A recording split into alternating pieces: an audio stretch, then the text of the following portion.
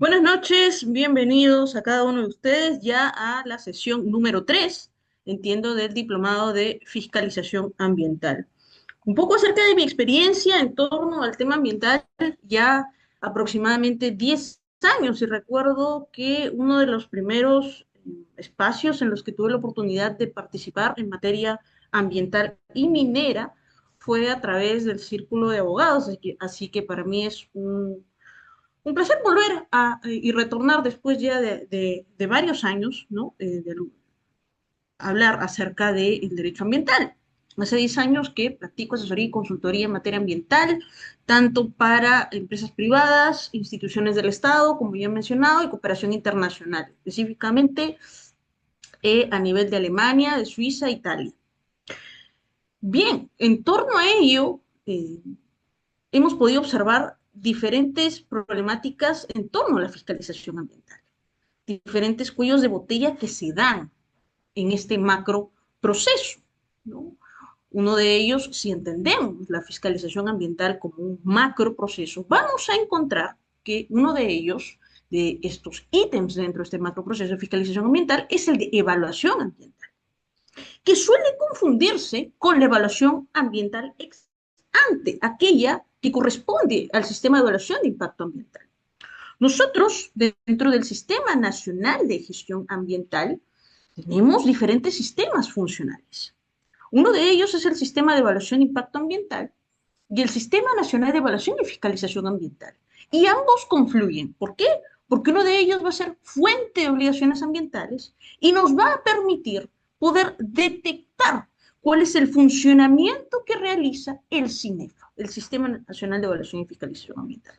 En este sentido, ya que el módulo 3 trata sobre evaluación ambiental, vamos a analizar los tipos de evaluación ambiental, las facultades que tiene el evaluador ambiental, comprender que los estándares de calidad ambiental y los límites máximos permisibles constituyen límites normativos. Veremos casuística al respecto, con relevancia en aquellos precedentes establecidos no solo en el Tribunal de Fiscalización Ambiental, sino que este año se ha establecido un precedente importante en materia constitucional en torno a los estándares de calidad ambiental.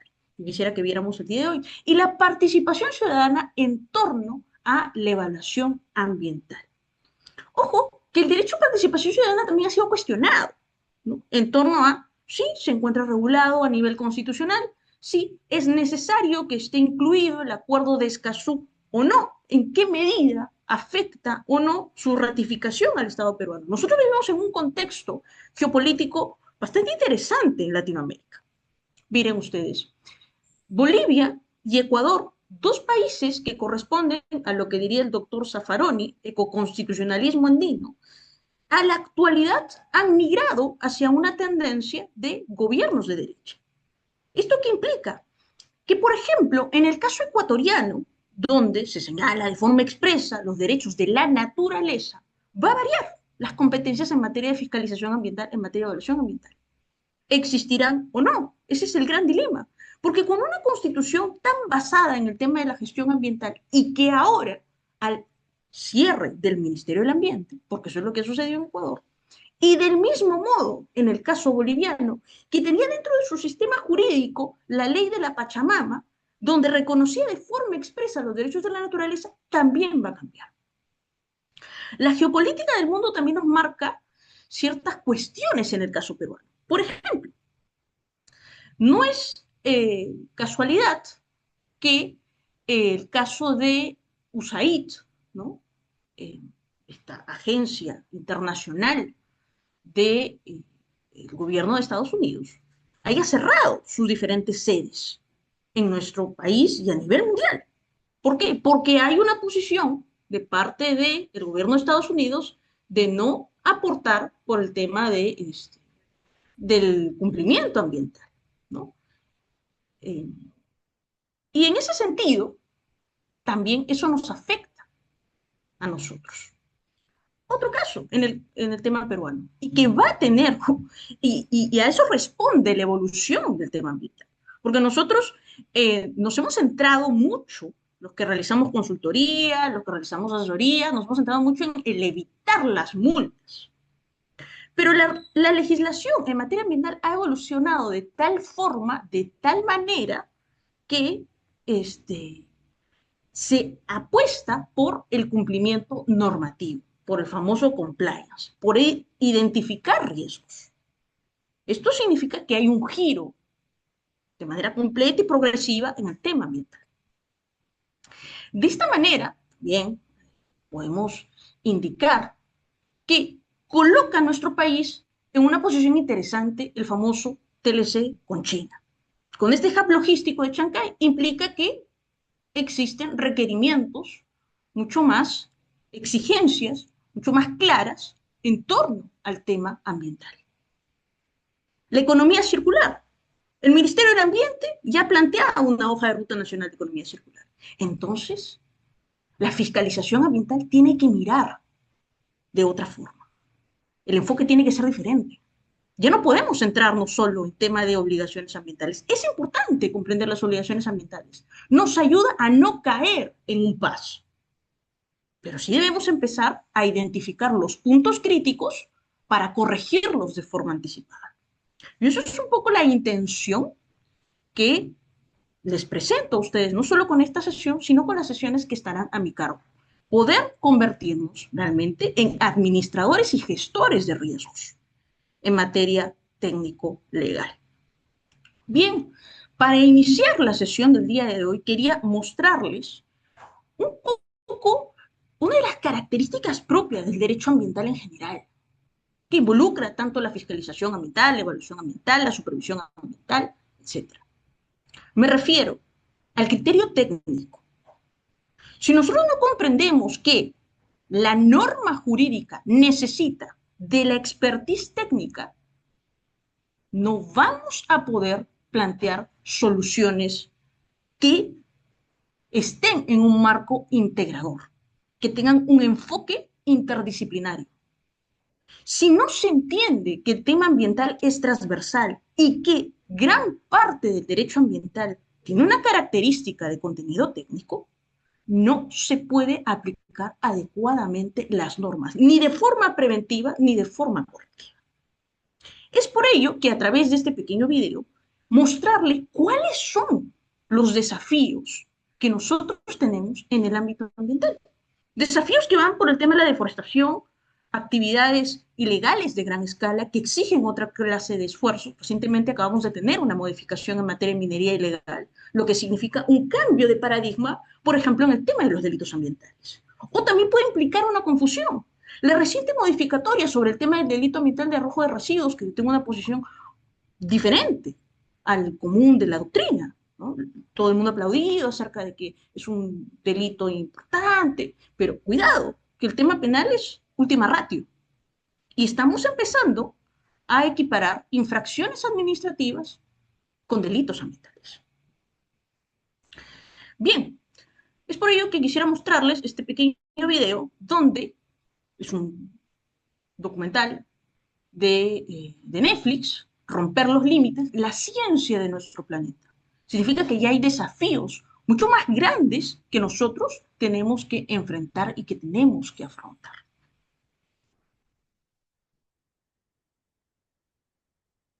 Un segundo.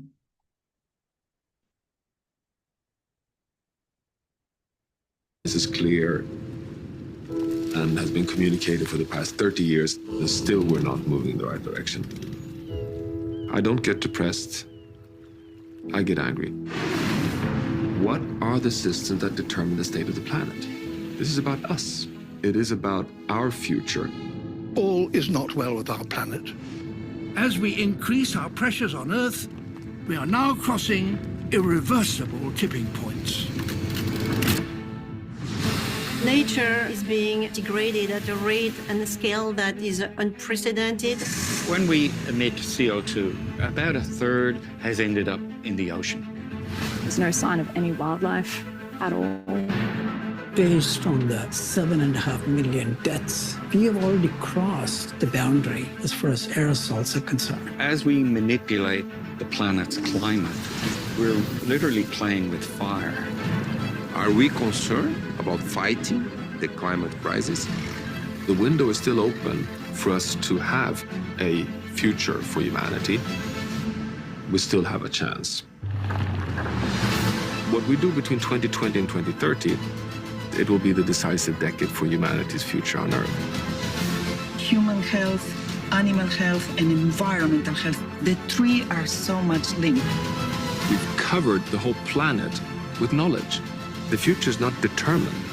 The future is in our hands. It's a remarkable time to be alive. You may never look at the world in the same way again.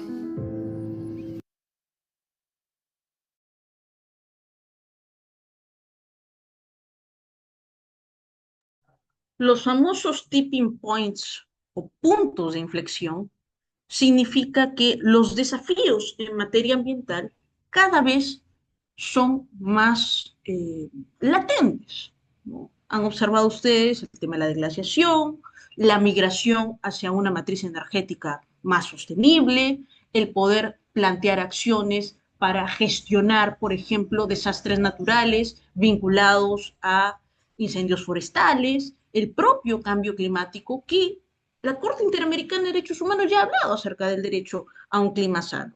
La Corte Internacional de Justicia ya ha establecido obligaciones por parte de los estados en materia de cambio climático. Entonces estamos en un mundo que cambia, y en ese cambiar, en esa progresividad, es que la evaluación ambiental también cambió en el marco de este macro proceso de fiscalización ambiental. Y a partir de ello surgieron tipos de evaluación ambiental. Yo quisiera preguntarles, ¿no?, y acá una pequeña imagen al respecto, ¿de qué trata la función de evaluación ambiental? O sea, ¿cuál de estas alternativas les parece que es la correcta? Me pueden responder a través del chat. ¿Es similar a la función de supervisión? Es decir, cuando hablamos de evaluación ambiental, ¿estamos hablando de supervisión ambiental? ¿Se determina el estado de la calidad ambiental de los componentes en un área determinada? ¿Se orienta solo a la imposición de sanciones? ¿O estamos en un error y no trata de ninguna de ellas, y más bien la alternativa es ninguna de las anteriores? Voy a leer algunas respuestas que han podido suscitarse a nivel del chat.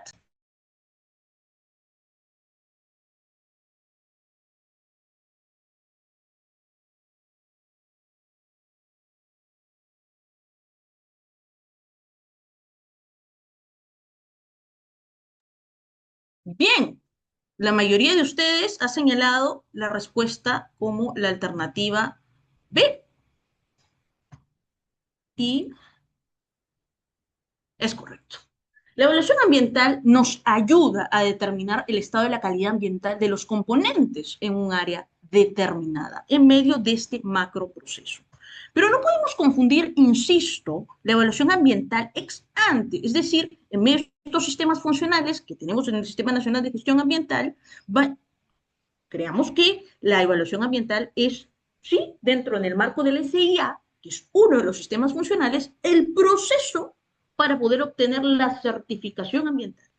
Un proceso de aprobación de evaluación ambiental en el marco del SIA significará que tendrá como resultado o una resolución denegatoria o un resultado positivo, que será la certificación ambiental, que es fuente de obligaciones ambientales, ¿no?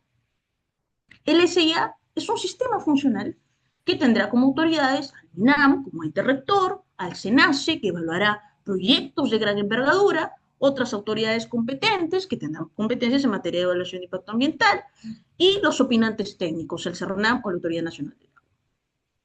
Y en el CINEFA, que nos marca el Sistema Nacional de Evaluación y Fiscalización Ambiental, hablaremos de otro tipo de evaluación, de aquel que se orienta a determinar el estado de la calidad ambiental de los componentes de un área determinada. Y tendrá como ente rector el CINEFA, al OEFA, pero este OEFA, en medio de una pirámide que es muy utilizada en el CINEFA, estarán las entidades de fiscalización ambiental, es decir, aquellas entidades con competencia en materia de evaluación y fiscalización ambiental.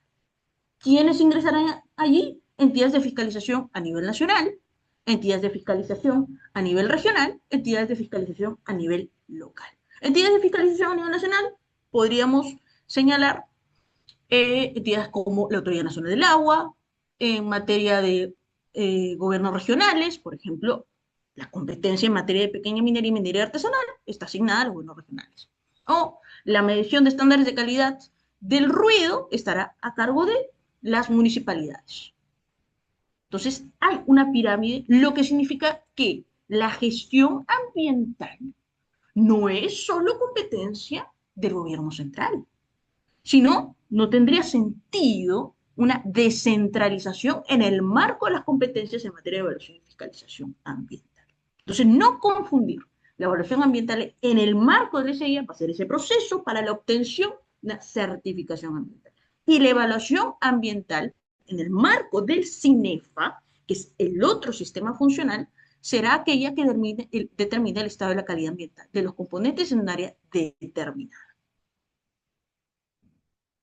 Y es por ello que este macroproceso, que ustedes ya lo deben haber visto en las sesiones anteriores, implica que la fiscalización ambiental, en su sentido amplio, presenta 4 tipos de funciones. Entre ellas, la evaluación, que es lo que veremos hoy, ¿no? Consiste en las acciones de monitoreo y vigilancia de la calidad del ambiente y del estado de conservación de los recursos, la supervisión, ¿no? El cumplimiento de obligaciones ambientales fiscalizables, y se promueve la subsanación voluntaria, la fiscalización en sentido estricto, que comprende la facultad de investigación de las posibles infracciones administrativas e imposición de sanciones y medidas administrativas, y la aplicación de incentivos. Los incentivos son beneficios que se otorgan a los administrados que implican medidas o procesos con la finalidad de reducir y o prevenir la contaminación ambiental. Entonces está en el marco de un macroproceso. La evaluación integra el macroproceso de la fiscalización ambiental que pertenece a uno de los sistemas funcionales denominado CINEFA. Esa es un poco la lógica para poder entender la evaluación como un componente esencial en el marco de la fiscalización ambiental. Pero insisto, la evaluación ambiental ha pasado por una evolución. Entendiendo que la norma principal es la 29325 del Sistema de Evaluación y Fiscalización Ambiental, en lo relacionado al tema de evaluación, solo evaluación, todavía no entra aquí el tema de participación ciudadana en el marco de la evaluación, hemos tenido 2 normas. La resolución del Consejo Directivo 0013-2020 y la resolución del Consejo Directivo de este año, 00027-2025. Los mandatos del OEFA a nivel de resolución del Consejo Directivo ¿serán fuente de obligaciones ambientales? Por supuesto que sí. ¿La Ley General del Ambiente es fuente de obligaciones ambientales? Sí. ¿La legislación ambiental sectorial es fuente de obligaciones ambientales? Sí. La legislación a nivel transsectorial, donde entra a tallar, por ejemplo, tema de áreas naturales protegidas, lo relacionado a ley de recursos hídricos, o lo referido al tema de residuos sólidos, también ingresará aquí. ¿Cómo yo puedo, por ejemplo, en materia de residuos sólidos, empezar a mejorar mi gestión de riesgos? Voy a ir a la norma, el decreto legislativo 1278 y su reglamento y sus modificaciones y decir, tengo que cumplir la norma tal cual porque tengo que hacer la clasificación según los colorcitos que me dice la norma técnica. Perfecto, eso es un nivel de entendimiento. El otro nivel de entendimiento es, aplico economía circular. ¿Por qué? Porque son exigencias. Pero, ¿por qué son exigencias? Porque existe un principio de economía circular, porque tienes una hoja de ruta nacional de economía circular. Porque si aplicas economía circular tienes un posicionamiento diferente y puedes solicitar créditos. Si yo me baso solo en el cumplimiento textual de la obligación ambiental, me quedo en el montón. Y no tengo acceso a otros mercados internacionales. Por ejemplo, la normativa europea exige que aquellos que cuiden la trazabilidad aplicando economía circular tienen un beneficio para acceder a mercados internacionales. El PRODU se está orientando en materia de MIPES. Entonces, debemos mirar mucho más allá de lo que la propia normativa en sentido estricto nos da. A lo largo de la sesión van a observar ciertos principios y denominaciones que el propio reglamento de evaluación ambiental nos está diciendo. Hay que cambiar el chip. Y nos habla mucho de la promoción del cumplimiento. El compliance, que ustedes deben haber escuchado hasta el cansancio y que se está utilizando muchísimo, es promover el cumplimiento normativo. Pero promover el cumplimiento normativo no puede basarse solo en crear, en trasladar la norma, sino en identificar los puntos críticos y convertir la sostenibilidad en una estrategia. Cuando se concibe a la sostenibilidad solo como una externalidad, cumplimiento de obligaciones ambientales, estamos perdiendo el rumbo de lo que la propia normativa ya nos viene indicando. Tenemos que aplicar compliance, tenemos que aplicar estrategias que van más allá de la norma. Sí, implica salir de la zona de confort.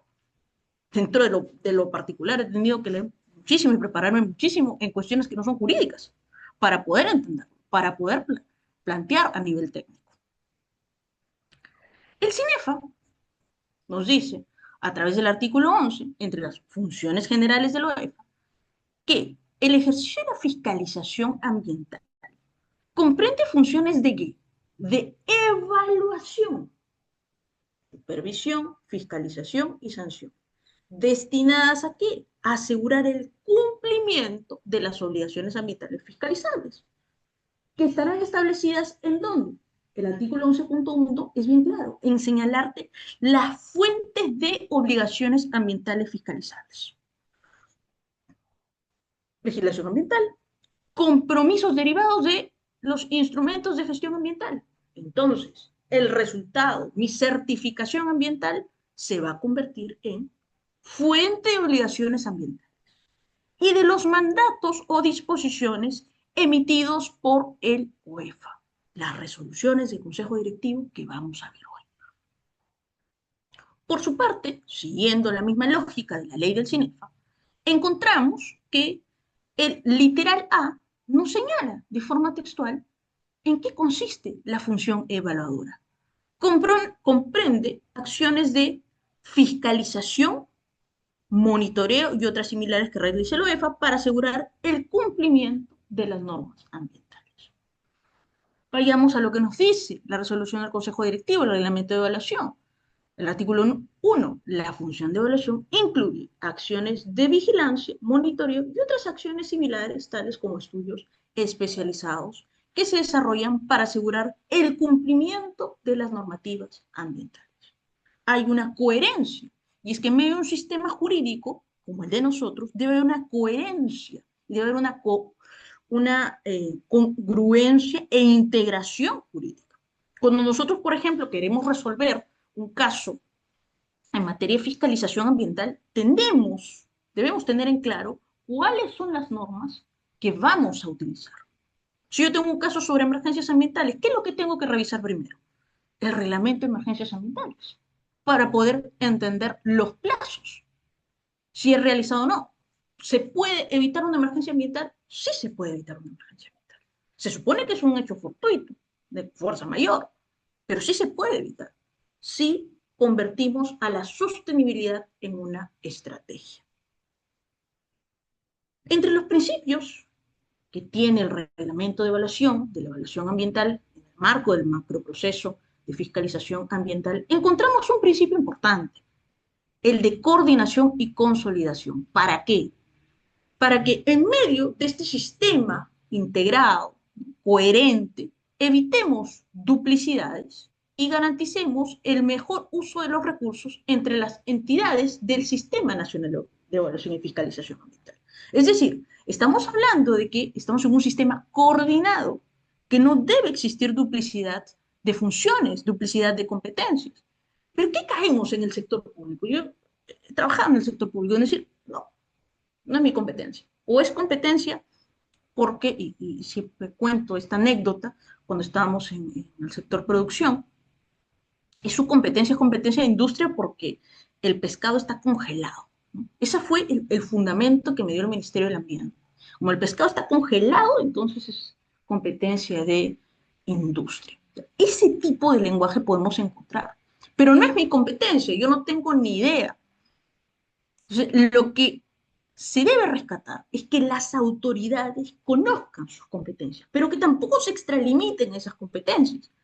El caso que les voy a mostrar en materia de ECAS, hay una falsa interpretación o una falacia en la interpretación en torno al manejo de las competencias de fiscalización ambiental en materia de ECAS. Y bien lo ha aclarado el Tribunal Constitucional.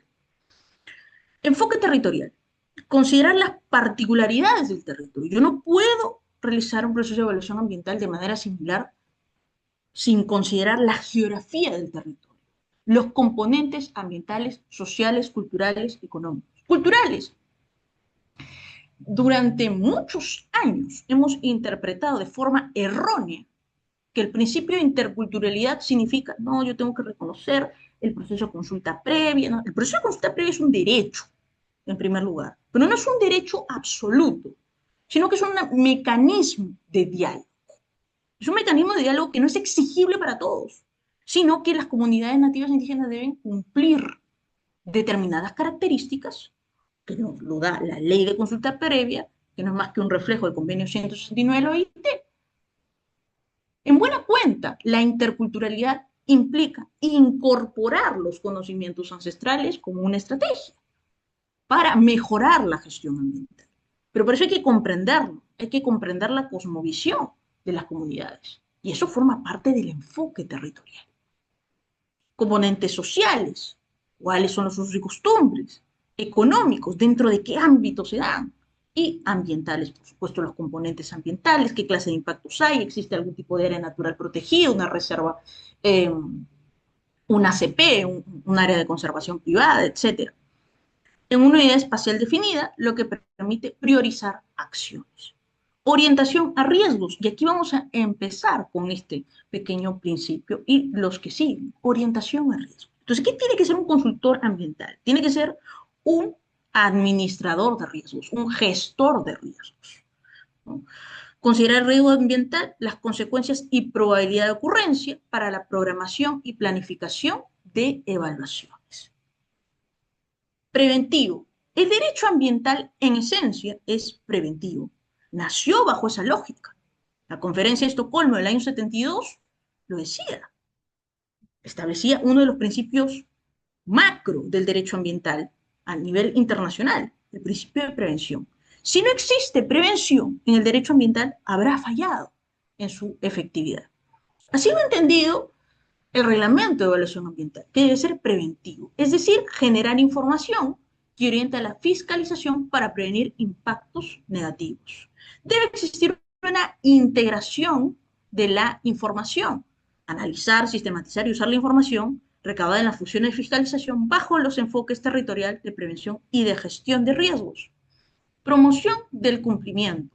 En el ejercicio de la función de evaluación se generan insumos técnicos para promover el cumplimiento de las normas ambientales. ¿Qué les quiere decir? Tanto el principio de orientación de riesgos como el principio preventivo y el de promoción de cumplimiento, que la dinámica de la evaluación ambiental está orientada no desde un punto de vista de enfoque sancionatorio, sino más bien bajo una dinámica en la cual se apueste por un enfoque de carácter preventivo. ¿Para qué? Para promover el cumplimiento normativo. Esa es la lógica que está manejando la evaluación ambiental y también lo está manejando el nuevo reglamento de supervisión ambiental. Hay un enfoque en el cual se busca que aquellas supuestas infracciones puedan corregirse, puedan subsanarse y con ello poder afianzar la gestión ambiental. Esto no es casualidad, ojo. La evolución normativa, que es parte del principio de progresividad, no es casualidad, sino que responde a los acuerdos internacionales que nuestro país ha suscrito. Por ejemplo, no es casualidad que la Unión Europea colabore con nosotros en materia de economía circular. ¿Por qué? Forma parte de los acuerdos internacionales que ha suscrito Perú con la Unión Europea, forma parte de la agenda que tiene la Unión Europea. No es casualidad tampoco que exista ahora una tendencia muy fuerte a la promoción del compliance, porque parte de las exigencias en materia del comercio internacional parten en salvaguardar a la sostenibilidad en la producción de bienes y servicios. Otra de las características es el profesionalismo. La función de evaluación se ejerce con conocimientos especializados y habilidades técnicas. Insisto, el derecho ambiental, en esencia, tiene entre sus características la interdisciplinariedad, o lo que yo también denomino la conectividad de saberes. O sea, yo no puedo hacer una evaluación ambiental solo basándome en un conocimiento sesgado, sino que más bien tengo que apostar por esa integración porque la propia norma me lo está exigiendo, con un enfoque en la gestión de riesgos para guiar sus actividades que garanticen coherencia, imparcialidad, responsabilidad y transparencia en el desarrollo de su función. Algunas definiciones que nos da la evaluación ambiental, como son las acciones técnicas, acciones con base científica, como lo es el muestreo, el monitoreo, la vigilancia, los estudios especializados y las mediciones de campo. Los administrados, persona natural o persona jurídica, ¿no?, que desarrolla una actividad extractiva, productiva o de servicio sujeta a fiscalización ambiental. Área de estudio, espacio geográfico delimitado con base en criterios técnicos para vigilancia y monitoreo que puede incluir cuencas, distritos o lo que la normativa de este año incorporó, las unidades territoriales para la fiscalización ambiental.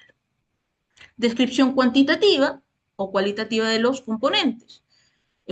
Descripción estructurada para determinar el estado de los componentes ambientales o de los componentes de la unidad fiscalizable y cualificar o cuantificar dichos componentes en un ámbito geográfico determinado.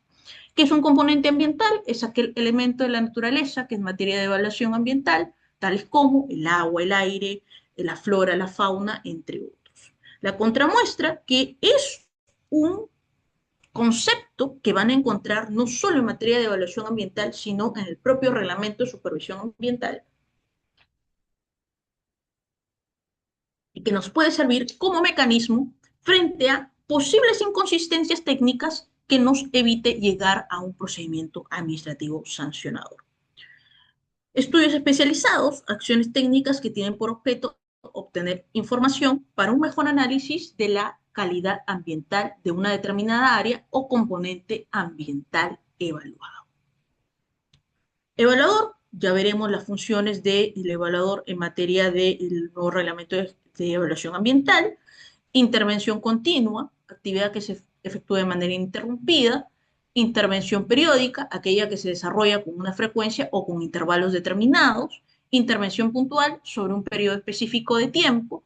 Mediciones de campo, acciones técnicas que incluyen la determinación de parámetros que por sus características se deben medir inmediatamente en campo. Involucra el uso de equipo especializado.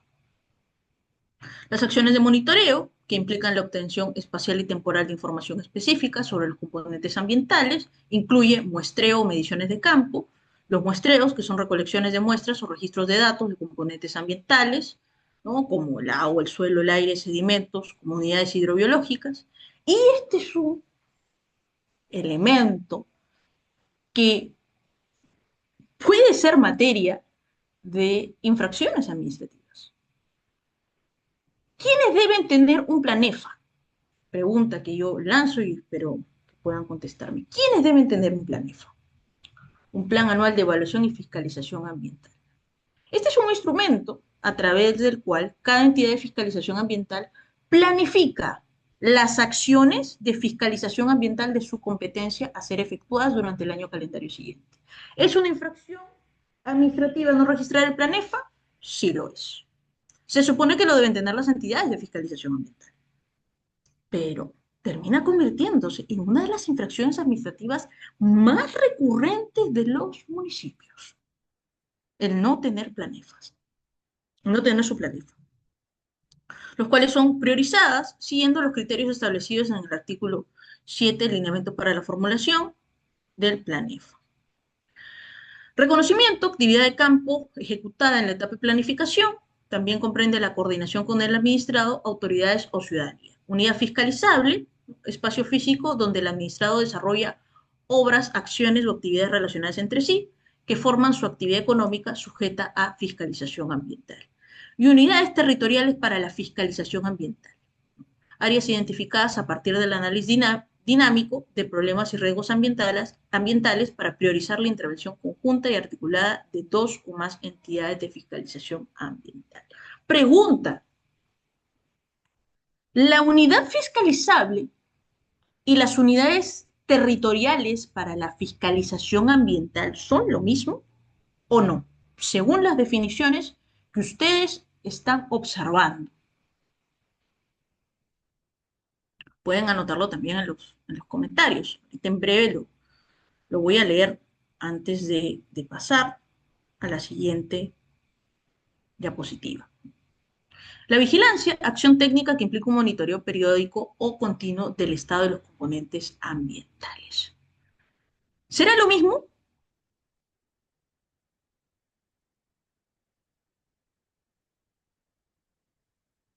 Todas las CEFA, las entidades de fiscalización ambiental, muy bien. No, no es lo mismo. Así es, no es lo mismo. Yo por aquí preparé un pequeño cuadrito, ¿no? de,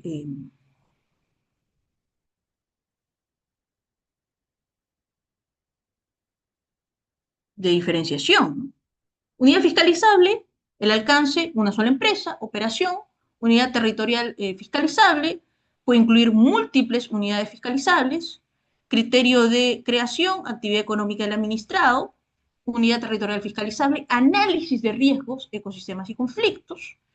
En la unidad fiscalizable verifica el cumplimiento de obligaciones específicas. La unidad territorial fiscalizable prioriza intervenciones en zonas de alto riesgo. En la UF, supervisión directa de instalaciones. En la unidad territorial, gestión territorial y articulada y dinámica. Y aquí también hay algunos ejemplos, ¿no? Unidad fiscalizable, por ejemplo, fiscalizar una unidad minera, ¿no? Y en el caso de una unidad territorial para la fiscalización ambiental, tenemos, por ejemplo, el corredor vial sur, una cuenca específica como el río Rin. Es un área geográfica que abarca varios kilómetros y atraviesa distintas provincias. Dentro de la UTF pueden existir múltiples unidades fiscalizables, por ejemplo, la mina A, el campamento B, la planta de cemento C, y también fuentes de contaminación que no son de una sola empresa. Si requieren este material, también me pueden hacerlo saber a través del círculo de abogados o me lo indican por el chat. ¿Por qué se da la evaluación ambiental? O sea, ¿para qué sirve la evaluación ambiental en el marco de la fiscalización ambiental? La evaluación ambiental se programa anualmente y a pedido de parte, de acuerdo a los criterios de priorización contenidos en el plan. Entonces hay una planificación y eso forma parte del enfoque preventivo. O sea, yo tengo que tener en claro cuál, en torno a las problemáticas que yo he analizado, por eso es que las autoridades deben conocer al respecto. Cuando hablamos, por ejemplo, del tema de desarrollo sostenible, hablamos de esto, hablamos de planificación ambiental.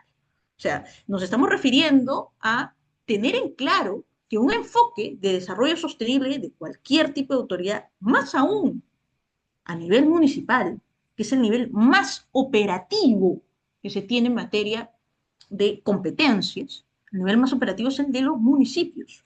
¿Y cuántas labores se puede hacer a nivel municipal en materia ambiental por las competencias que se tienen asignadas?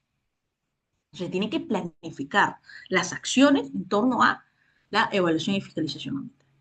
Se pueden desarrollar evaluaciones ambientales no programadas, también es válido. Y a partir de ello es que surgen los tipos de evaluación ambiental, ¿no? ¿Por qué? Derivadas de participación del OEF en espacios de diálogo, requerimiento de autoridades competentes, colaboración con otras entidades de conformidad con el artículo 87 de la LEPAJ u otras circunstancias que lo ameriten, ¿no? Y acá también quería colocarles un video chiquito sobre en qué consiste, en buena cuenta, para cerrar este acápite, la función de evaluación ambiental del UEFA.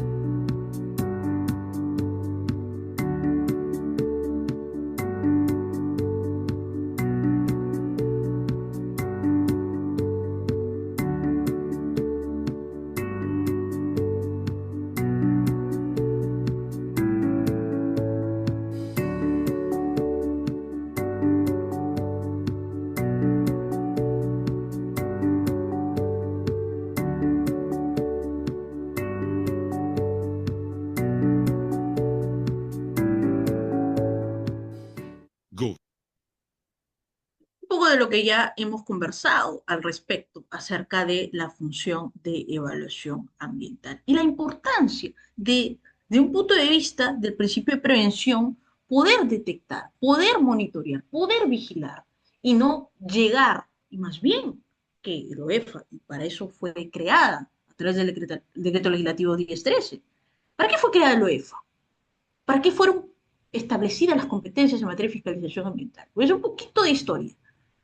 ¿De dónde piensan o ustedes creen o saben, estoy seguro que muchos de ustedes lo saben, surge la institucionalidad ambiental? Fue una exigencia del acuerdo comercial entre Perú y Estados Unidos en el año 2008. Paradójico, ¿no? Paradójico que a partir del acuerdo comercial entre Perú y Estados Unidos se exigiera la institucionalidad ambiental y con ello la creación del Ministerio del Ambiente, del OEFA y del CERNAM a través del decreto legislativo 1013.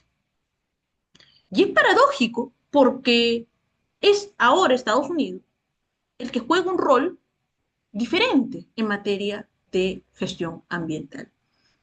Diferente sobre la base de los hechos, pero no podemos negar que hay una tendencia siempre, en cualquier tipo de gobierno, no interesa en dónde se ubique, en el tipo ideológico en el que se ubique, pero sí de priorizar la actividad económica sobre la sostenibilidad ambiental. Cuando se establece la creación del Ministerio del Ambiente, y ahora se está colocando como un punto de discusión en nuestra agenda electoral el cierre del Ministerio del Ambiente, y por ende el cierre de las entidades como EFA, como la Autoridad Nacional del Agua, entre otros, se está colocando, es un punto de agenda dentro de la contienda electoral que nosotros estamos viviendo. Nace estas instituciones para buscar la compatibilidad entre el crecimiento económico y la sostenibilidad ambiental. ¿Cómo es que se llama esa compatibilidad entre dos conceptos que parecen totalmente opuestos entre sí, contradictorios entre sí? Desarrollo sostenible. Y para eso se da la institucionalidad ambiental y toma como uno de los principales organismos, uno de los más importantes, al OEFA. ¿Cómo yo puedo aplicar dentro de este macro proceso de la fiscalización ambiental? ¿Cómo puedo evitar llegar a los daños ambientales a través de la evaluación ambiental y de los tipos de evaluación ambiental? Vamos a ver entonces que la evaluación ambiental tiene etapas. Y una de las etapas importantes son las acciones para poder planificar y que esto a su vez lleva como resultado un instrumento. ¿Este instrumento cuál es? Es el plan de evaluación, el cual contendrá los objetivos, la información relevante y las acciones técnicas requeridas para su desarrollo. E irá de la mano con la etapa de ejecución, poder llevar a cabo la evaluación. Se desarrollan acciones técnicas en el área de estudio, incluyendo diligencias previas y coordinaciones necesarias. Y por último, la etapa de resultados, lo que implica analizar y procesar la información recopilada en las etapas previas, a través de la elaboración y aprobación del informe de evaluación. El informe de evaluación ambiental incluye el análisis y procesamiento de la información recopilada en las etapas previas, a través de la elaboración y aprobación del informe de evaluación ambiental. Se entrega a las entidades que lo requieran y no es declarativo de responsabilidad administrativa por incumplimiento de obligaciones ambientales. Importante este acápite. No es declarativo de responsabilidad administrativa. No existe aquí para establecer responsabilidad administrativa. Dentro de los tipos de evaluación ambiental que nos dio la normativa del 2020, encontramos a la evaluación ambiental temprana, la evaluación ambiental de seguimiento, la evaluación ambiental focalizada, la evaluación ambiental de causalidad, un principio básico. Ojo, la causalidad es básica para poder plantear estrategias que corten un proceso administrativo sancionador. No estar en el proceso, ojo, evitar llegar al proceso. Solo en la etapa de supervisión, la causalidad. ¿Por qué? Un esquema básico en el derecho ambiental es que, es una premisa básica, existen actividades riesgosas. Uno de ellos, la minería. Actividades riesgosas que pueden implicar un impacto ambiental y causar un menoscabo o detrimento al ambiente, a sus componentes y a la salud de las personas. Si yo logro comprobar que existe una causalidad entre la actividad riesgosa y el daño ocasionado, entonces estaré inmerso en una infracción administrativa. Pero si más bien acredito que no existe causalidad, entonces no existirá daño ambiental y por ende responsabilidad. Así que esta evaluación es interesante poder conocerla. La evaluación normativa especial, ¿por qué? Porque hay actividades, entre ellas, tema de minería, tema de hidrocarburos, que requieren exigencias técnicas propias de su normativa, ¿no? De la normativa específica sobre la materia. Y algo que incorpora la normativa del 2025 es la evaluación ambiental integral. ¿Para qué existe? ¿Para qué se da la evaluación ambiental temprana? Permite comprender y determinar, por supuesto, el estado de la calidad ambiental y contar con un diagnóstico de las causas o efectos de la alteración en el área de estudio. Se desarrolla cuando no se tiene información sobre la existencia de impactos. La evaluación ambiental temprana se realiza cuando se requiere información sobre el estado de la calidad ambiental para la toma de decisiones de las entidades o autoridades, la cual se prioriza conforme a los criterios previstos en el plan EFA. En función de los resultados obtenidos de la EAT, el evaluador no puede recomendar o solicitar el inicio de un procedimiento de modificación o actualización de un instrumento de gestión ambiental. No puede a nivel de evaluación ambiental temprana. ¿Para qué sirve? En buena cuenta, diagnosticar, determinar el estado de calidad ambiental, toma de decisiones de entidades o autoridades. Aquí tenemos un breve recorrido del procedimiento de la evaluación ambiental temprana. Revisar fuentes de información, reconocimiento socioambiental, elaborar y aprobar el plan, forma parte de la planificación, ejecutar las acciones técnicas en el área de estudio, analizar los resultados, elaborar y aprobar el informe y la presentación del informe. Un segundo, quería mostrarles un ejemplo de evaluación ambiental temprana. Un segundo.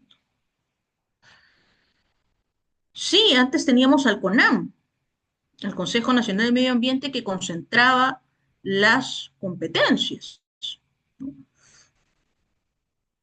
También quería solicitarles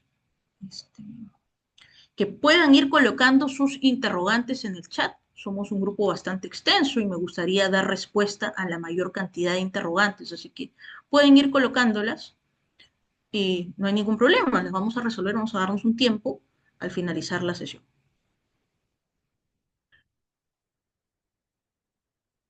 Aquí tenemos, por ejemplo, un resumen ejecutivo de evaluación ambiental temprana. Resúmenes ejecutivos de evaluación ambiental temprana, publicado por el OEFA en el sector energía y minas, 2017 y 2019. ¿No?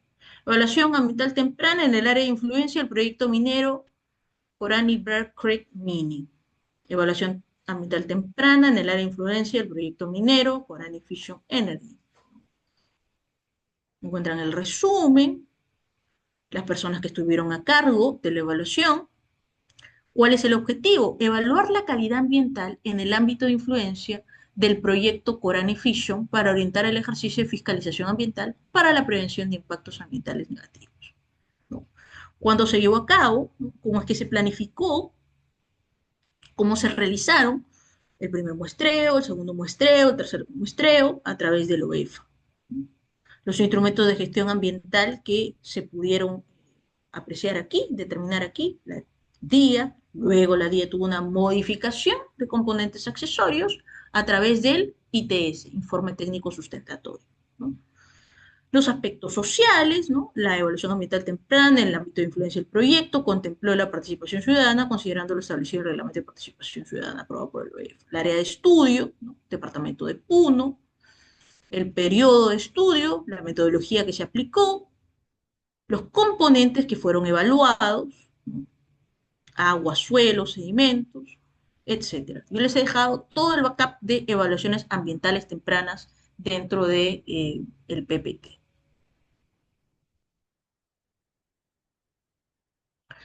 Tenemos la evaluación ambiental de seguimiento, ¿no?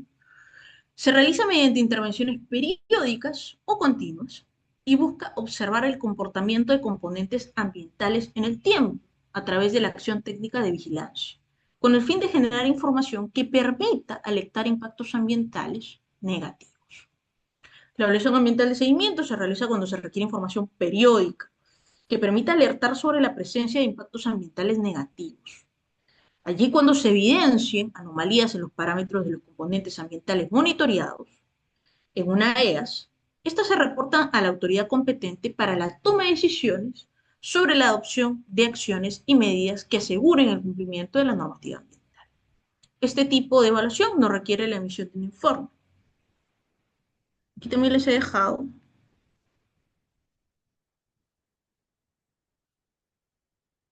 evaluaciones ambientales de seguimiento. Por favor.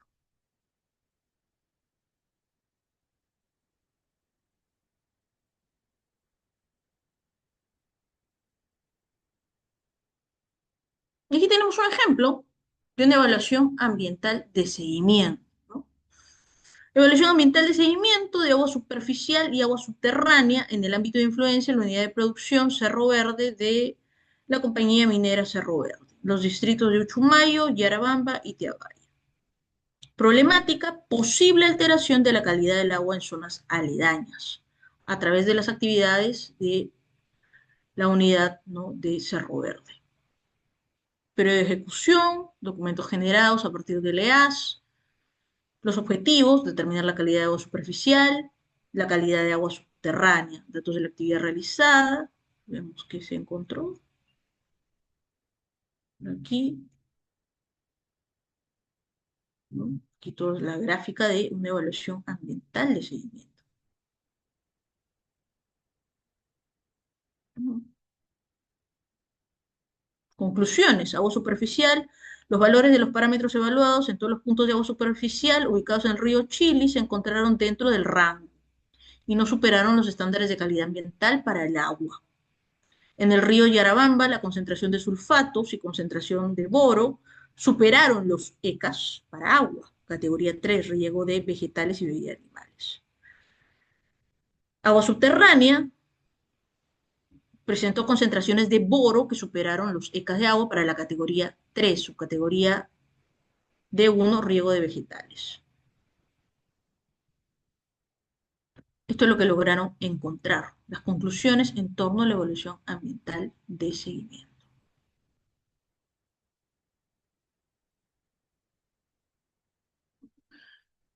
Nosotros hemos tenido, al menos en estos últimos años, muchas emergencias ambientales, o sea, y que nos ponen a cuestionarnos en qué estamos fallando en materia de prevención ambiental, en el marco de las emergencias ambientales, ¿no?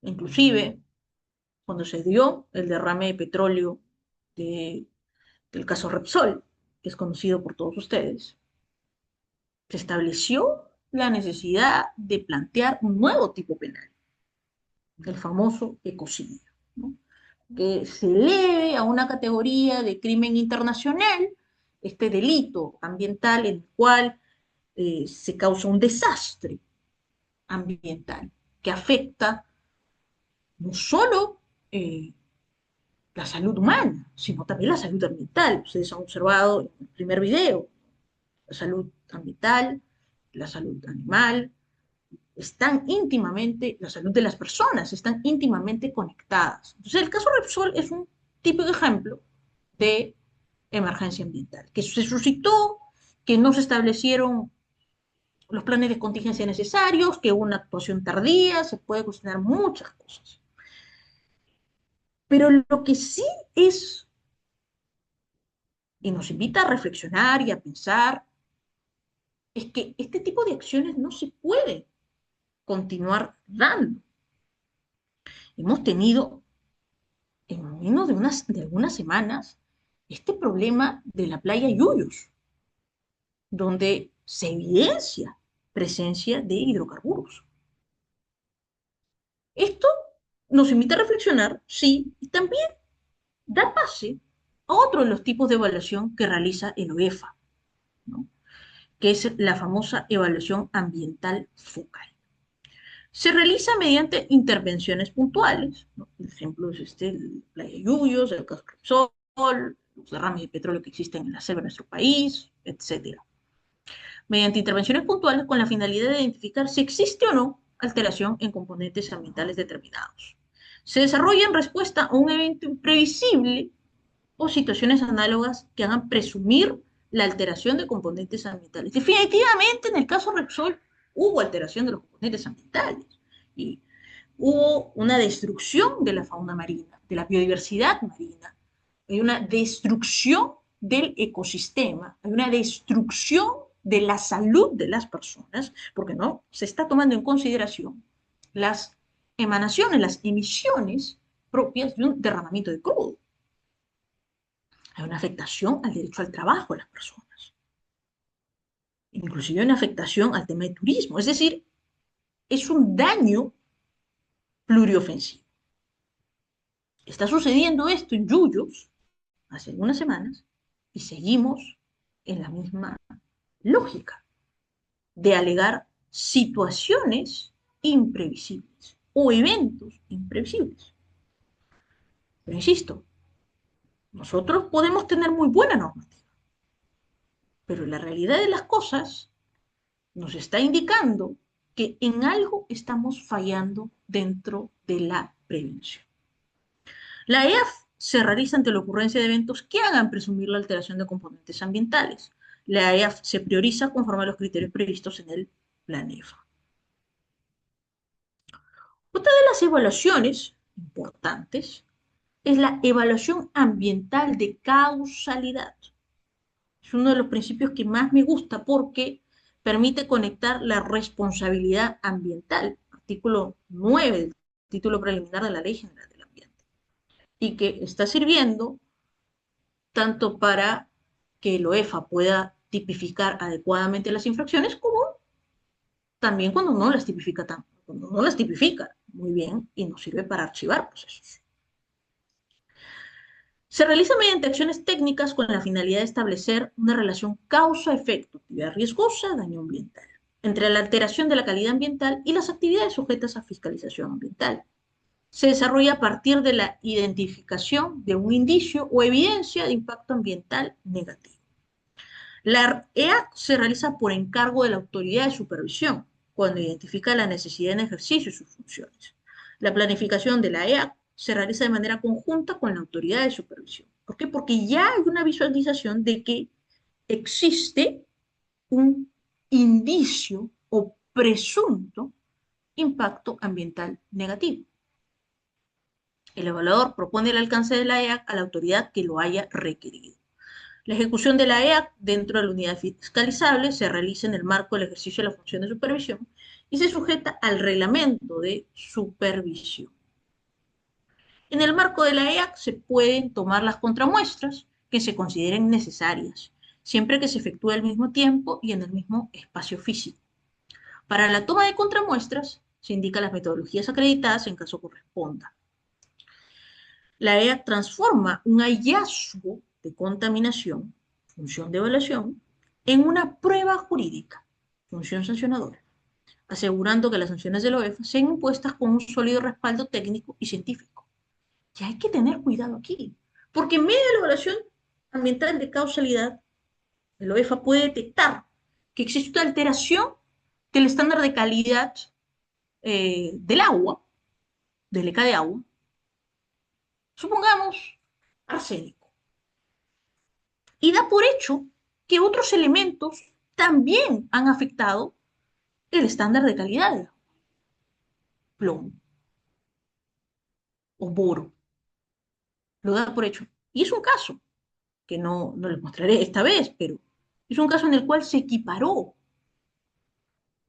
que los elementos contaminantes estaban en el mismo grado de afectación y se hizo una conjugación de infracciones administrativas en torno a algo que no se había aprobado fehacientemente.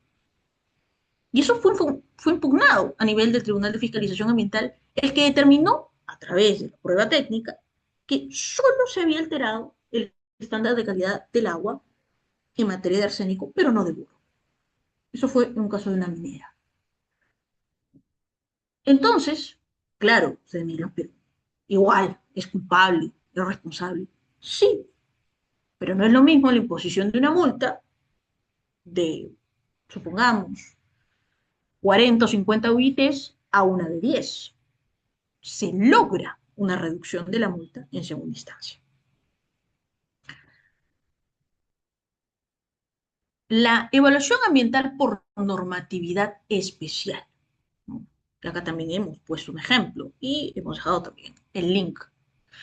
La función de evaluación del OEFA no solo se rige por el reglamento general, sino que también tiene que atender casos especiales en los que la normatividad sectorial o específica establece procedimientos distintos o adicionales. Un ejemplo de ello es en el caso de hidrocarburos. Y acá ven un ejemplo de evaluación ambiental por normatividad especial, ¿no?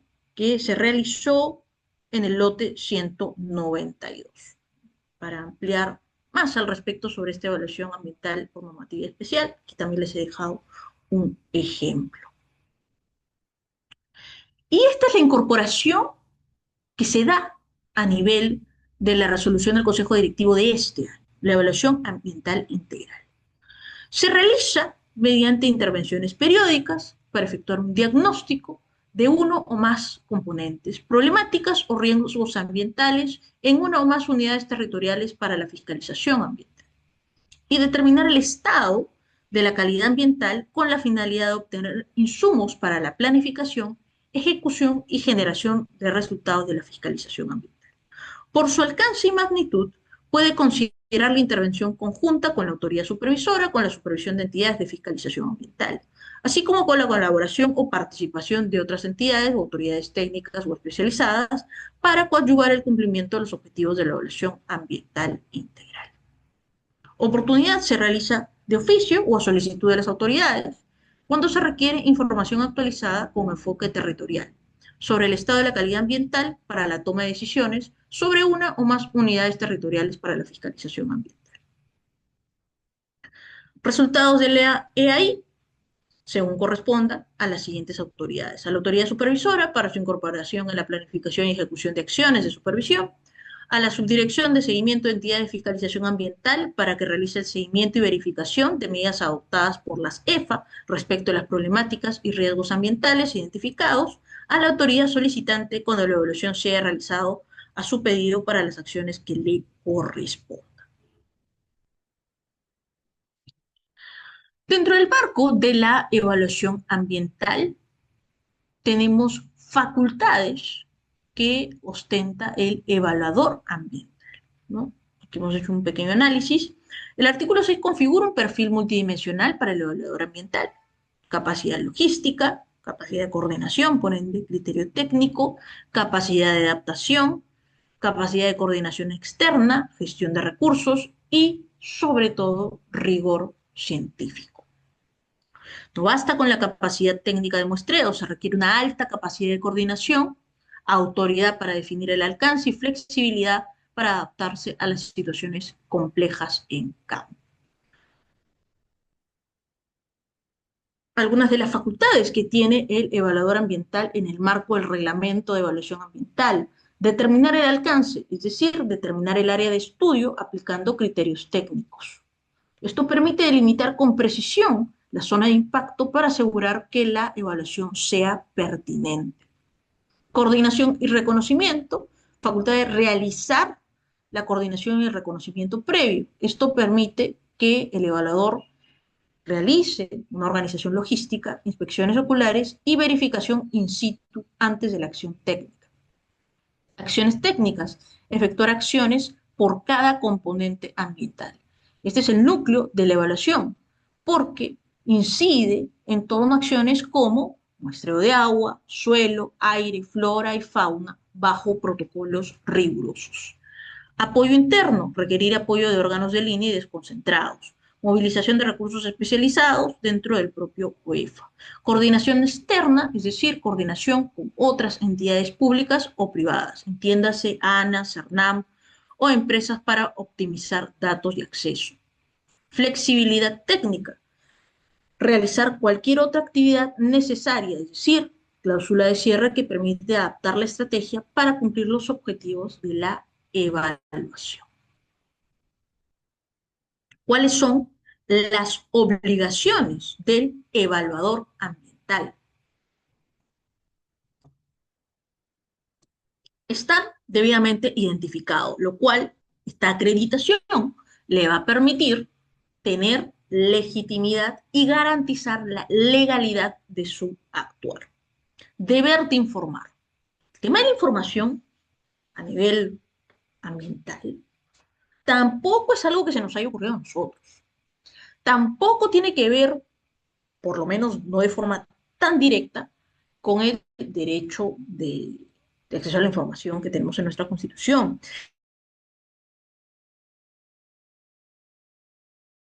Sino que más bien el tema de la información y de la participación ambiental son derechos que se esbozaron en el principio 10 de la Declaración de Río del 92. Entonces, estos derechos que se establecieron en el principio 10 de la Declaración de Río 92, que provienen del derecho ambiental internacional, se trasladan a la normativa interna de los países. Ustedes van a encontrar mucha similitud de los principios y derechos que tenemos en la Ley General del Ambiente, en la Ley del Sistema Nacional de Evaluación y Fiscalización Ambiental, y en el Sistema de Evaluación de Impacto Ambiental en países como... Entonces, el evaluador ambiental tiene el deber de informar, suministrar datos relevantes acerca del proceso, ¿no?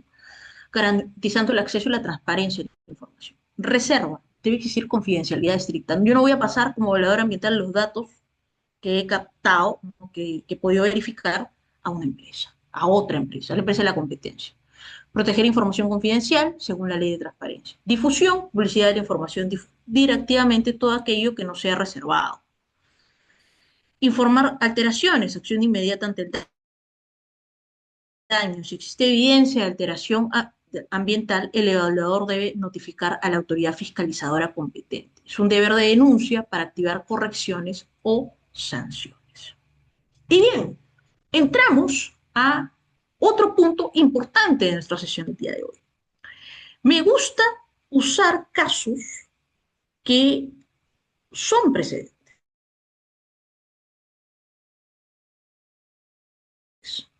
En esta oportunidad estamos frente a un caso que fue el antecedente de la responsabilidad civil por daño ambiental en Estados Unidos y que sirvió de base para toda la teoría de la responsabilidad civil por daño ambiental a nivel mundial.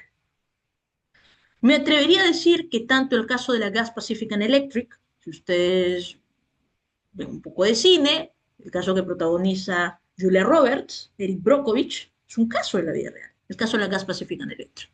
Esta vez les voy a mostrar una película denominada Aguas Oscuras, que es el caso DuPont, una de las empresas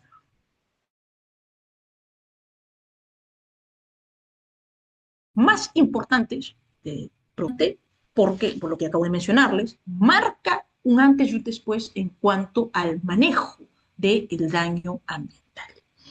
El caso DuPont es, sin lugar a dudas, un precedente importante para determinar la responsabilidad civil por daño ambiental. Pero también es un caso que nos sirve de ejemplo para poder establecer la diferencia entre los límites máximos permisibles o los estándares de calidad ambiental. ¿Cuál de los dos se ve? ¿O cómo podemos analizar ambos en un caso tan importante? Yo tuve la oportunidad de conocer a quien llevó a cabo este caso en una conferencia a nivel internacional virtual. Robert Bilott, que le costó prácticamente su vida y su salud el poder sacar este caso a relucir y que le obligó a enfrentarse a una de las compañías más importantes y de cambiar completamente el chip, porque él era un abogado corporativo que defendía industrias químicas y pasar al otro lado, donde la afectada era la población y donde él se convierte en un abogado que va en contra de la industria química.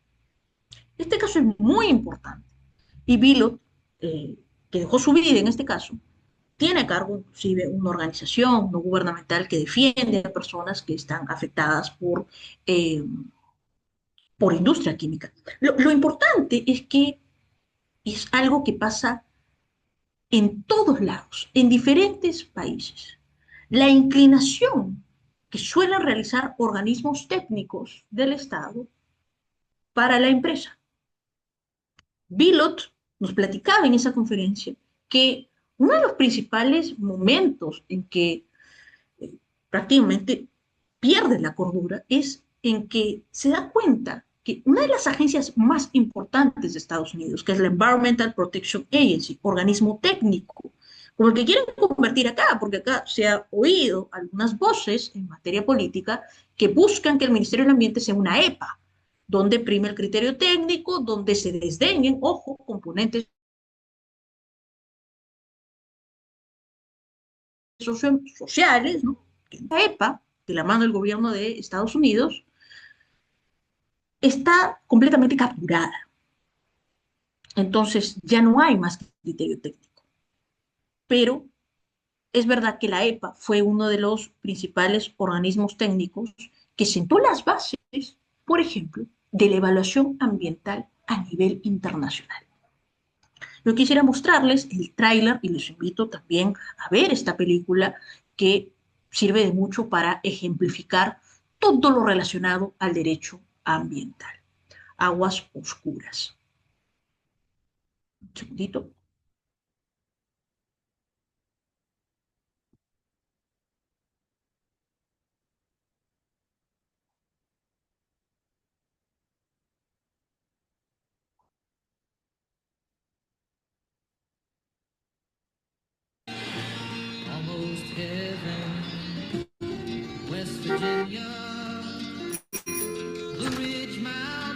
Hola, abuela. Ah, pero tú, ¿qué estás haciendo aquí?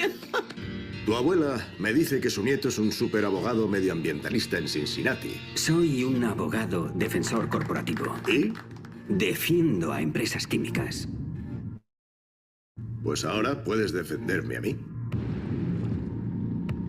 ¿Cuántas dices que has perdido? 190. ¿190 vacas? ¿Vas a decirme que aquí no pasa nada? Es un caso pequeño para un amigo de la familia. Alguien necesita ayuda. ¿El granjero o tú? Te digo que esos son productos químicos. Veo documentos que no entiendo. Ocultan algo. Ese producto, ¿qué pasa si lo bebes? ¿Beberlo? Es como decir qué pasa si me como un neumático. ¿Y si lo que está matando a esas vacas está en el agua que beben?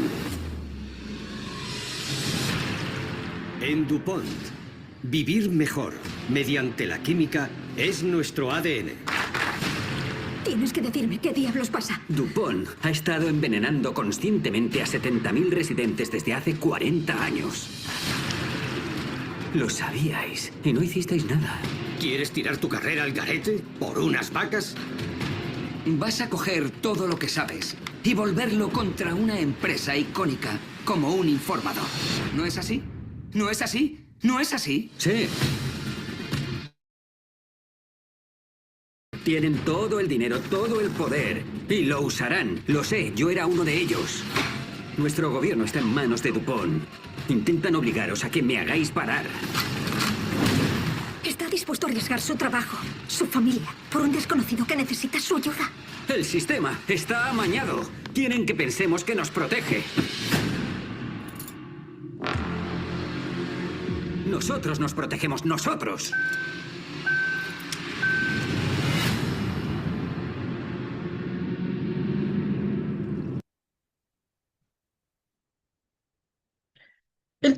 DuPont. Yo he hecho este análisis hace algún tiempo, también lo he publicado a nivel de LinkedIn, que es donde comparto información.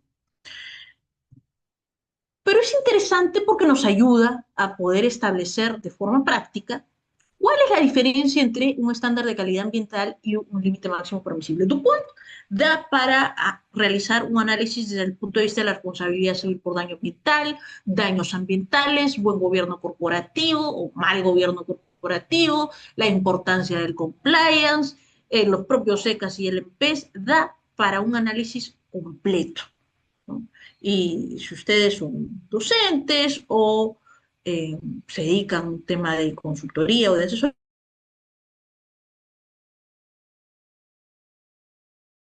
DuPont este caso a través de Carlos. ¿Qué vemos en el caso DuPont? ¿Cuál es la relación que podemos establecer en el caso DuPont sobre el límite máximo permisibles? Se trata de la contaminación de una empresa química, una de las más importantes, DuPont. Esta empresa, ¿no? Primero, el LMP se refiere a la concentración máxima de un contaminante que una empresa puede vertir o descargar en un cuerpo de agua, río, lago, mar, por ejemplo. El caso DuPont, ¿cómo es que se origina? Ya han visto más o menos el tráiler, por la descarga de grandes cantidades de PFOA, ácido perfluorooctanoico, el PFOA. Y es que Billot tuvo que acudir a un ingeniero químico para que le explicase, ¿no? Y ustedes ven la conversación, es como si te comieras un neumático. ¿Cuál era la relevancia de este elemento químico en la salud de las personas? Un subproducto químico industrial en los cuerpos de agua cercanos a sus plantas de fabricación en Virginia Occidental. ¿Cuál es la asociación que podemos establecer? ¿Cuál es la conexión que podemos establecer sobre el vertido de PFOA en cuerpo de agua? En este caso, en el río, ¿no? De ríos y lagos, en el caso de DuPont.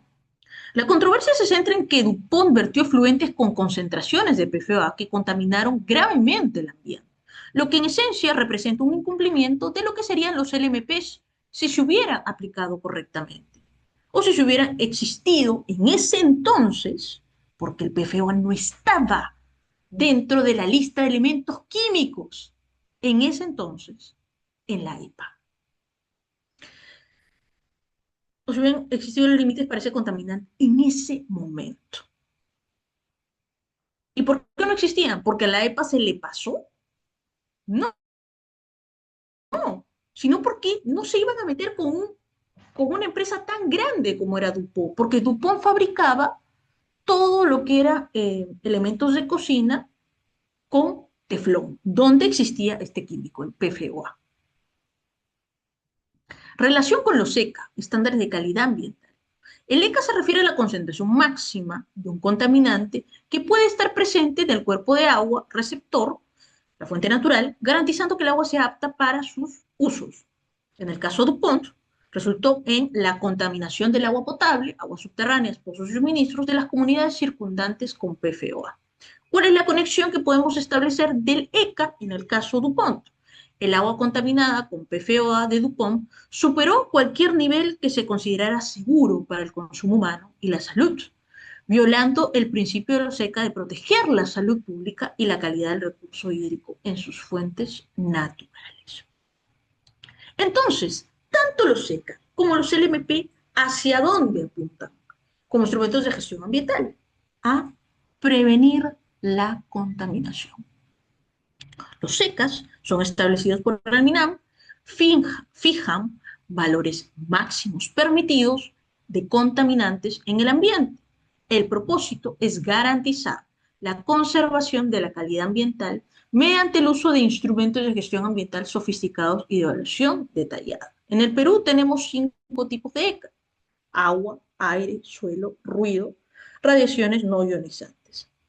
Lo de las radiaciones no ionizantes, ustedes recordarán que tenemos varios casos, ¿no? El primer precedente, recuerdo, sobre radiaciones no ionizantes y que marcó el derrotero cerca del principio precautorio fue que existía contaminación por las antenas que eran instaladas en las viviendas, ¿no? Y a partir de ello se generó una norma técnica desde el Ministerio de eh, Telecomunicaciones, ¿no? Para poder regular ello. Todavía es una temática que suele ser cuestionada a nivel de amparo, ¿no? A pesar de que ya existe un precedente al respecto. Los ECA son importantes porque permiten tener una meta de calidad ambiental cuya evaluación periódica facilita saber su cumplimiento y tomar medidas respectivas. Nos ayuda, como lo hemos dicho, a prevenir la contaminación y tener un estándar de calidad ambiental. Un parámetro es un elemento de medición, puede ser físico, químico o biológico, y formar parte de un estándar. Por ejemplo, en el caso del ECA de agua, algunos de sus parámetros de medición son el arsénico, el cadmio o el cianuro. Los ECAs nos sirven para el diseño de políticas públicas y están avalados por organizaciones internacionales considerando los riesgos de la salud, los aspectos económicos, sociales y ambientales. Los LMPs. Los LMPs son aquellos que establecen los niveles máximos de contaminantes que pueden ser liberados al ambiente por una actividad o proyecto, a fin de proteger la salud de las personas y el medio ambiente. Entre los LMPs referidos específicamente al componente de agua, por ejemplo, encontramos 6 categorías, referentes a subsectores como pesca de consumo humano, actividades minero-metalúrgicas, tratamiento de aguas residuales, además de actividades de generación, transmisión y distribución de energía eléctrica. Es un ejemplo en materia de LMPs. Y aquí está bastante claro a través de este gráfico.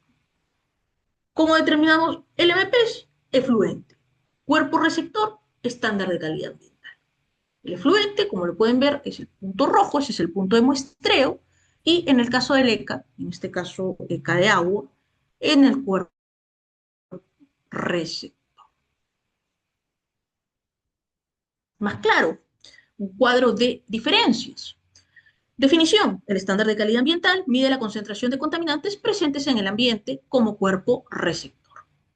En el caso del LMP, mide la concentración de contaminantes presentes en una fuente de emisión, efluente o descarga de una actividad productiva. Objeto de medición: el cuerpo receptor. Objeto de medición en el LMP: la fuente de emisión, descarga o efluente de una actividad económica. Objeto principal: por parte del ECA, establecer el nivel de calidad que el ambiente debe contener para no afectar la salud ni el bienestar humano. Es una meta.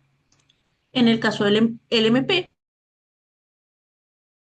controlar y regular las descargas de contaminantes para que no excedan un límite específico al ser vertidos al ambiente. Es una obligación para la actividad. Aplicación de carácter nacional y general. Se aplica para todo el territorio y a un medio específico. El LMP es de carácter sectorial y específico. Se aplica a una determinada actividad productiva. Por ejemplo, el LMP es para efluentes mineros o industriales. Naturaleza, en el caso del ECA, es un indicador de la calidad del ambiente y un derecho de los ciudadanos.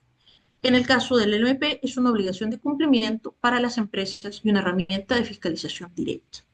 En materia de sanción, su superación indica una afectación ambiental y el Estado debe implementar políticas y planes para recuperar la calidad.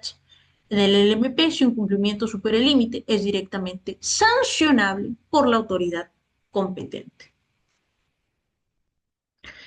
Y esta es una sentencia que salió este año en materia de acción de inconstitucionalidad. Se cuestionaron una serie de ordenanzas municipales, pero esta es la más, estas ordenanzas municipales que fueron de todo tipo, relacionadas con transporte, relacionadas entre ellas en materia de competencias ambientales, ¿no?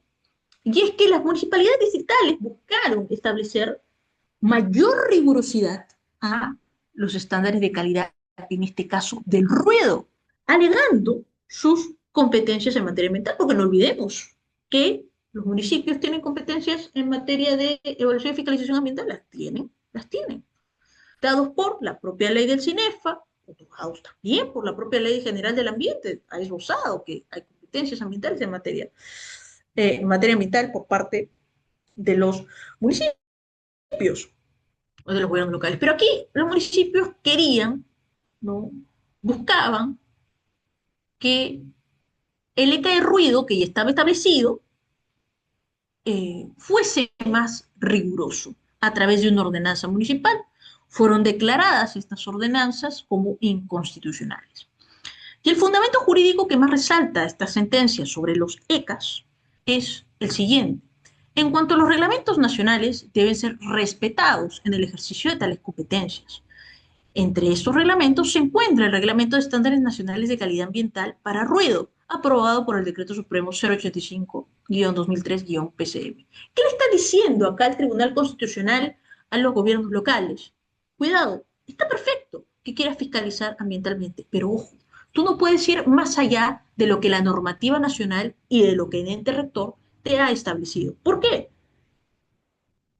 ¿Qué dijimos aquí?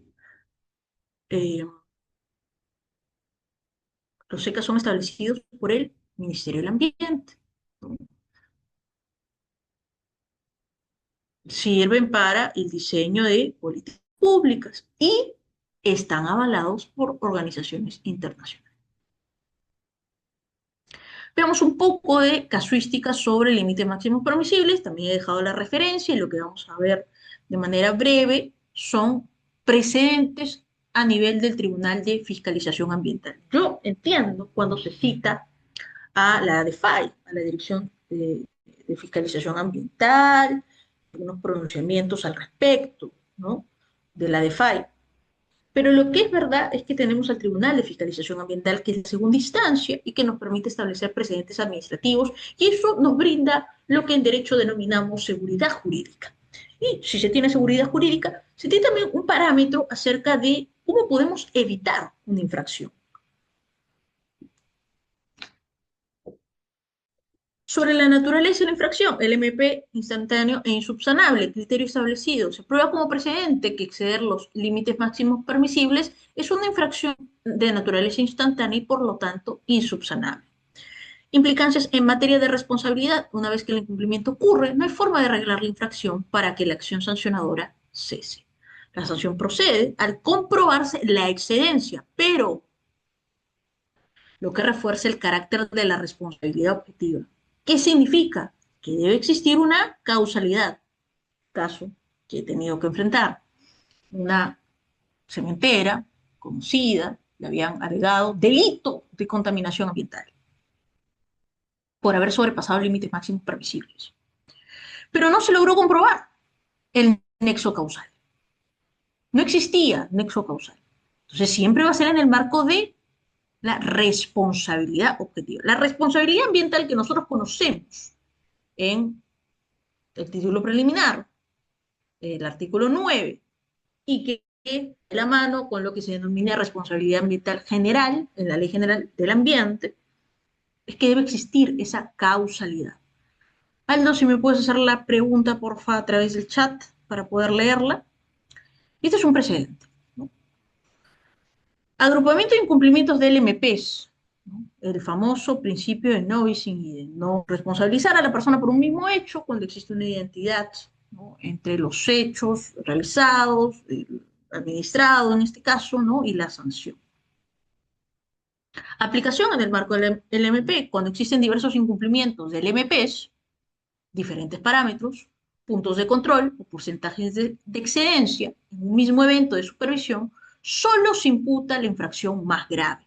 Los demás incumplimientos se consideran agravantes para el cálculo de la multa, pero no infracciones separadas.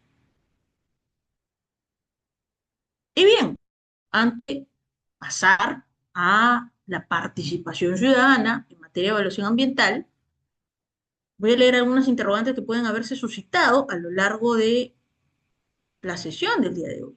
Vamos a ver. Una consulta del área legal de la OEFA sobre... Voy a empezar de abajo hacia arriba. Estoy dejando algunos minutos para poder responder la mayor cantidad de interrogantes. ¿Qué usaríamos si el reporte medio fluente es en tiempo real? Usamos el más grave, de conformidad con el precedente que les acabo de mostrar de agrupamiento. Porque, ¿qué sucede, Aldo? El no bis in idem, y es un poco lo que les mencionaba del caso de la minera, donde se encontró afectación a fuente de agua natural de un parámetro, esencialmente arsénico. pero se trató de asemejar la afectación por arsénico también en materia de plomo y de boro. ¿Y qué ocasionó a nivel del Tribunal de Fiscalización Ambiental? Un recálculo de la multa. El nexo de causalidad. Claro, si yo realizo una actividad de minería, por ejemplo, ¿no? Vamos a poner una actividad de explotación de minerales, ¿no? Y existe una contaminación del recurso hídrico, fuente de agua, ocasionado por relaves. Es ahí donde entra el rol del OEF. Poder delimitar esta correspondencia.